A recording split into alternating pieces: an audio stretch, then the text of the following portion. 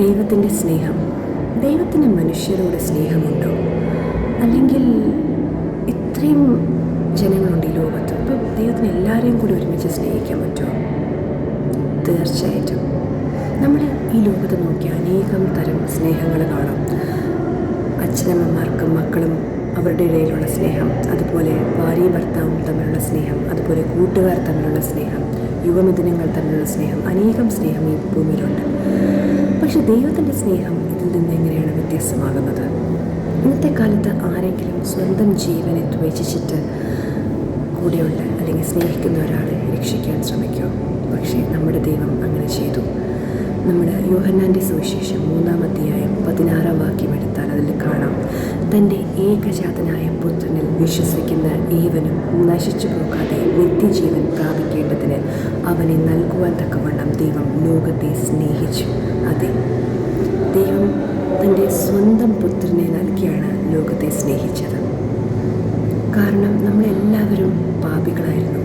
അതെ, ഇപ്പോഴും നമ്മൾ പാപികളാണ്. നമ്മളെല്ലാവരും ആദത്തിൻ്റെ സന്തതികളാണ്.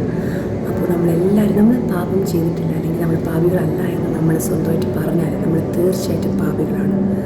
ഈ പാപികളായ നമ്മളെ രക്ഷിക്കുവാനാണ് ദൈവം അവൻ്റെ പുത്രനെ ലോകത്തിലോട്ട് അയച്ചത്.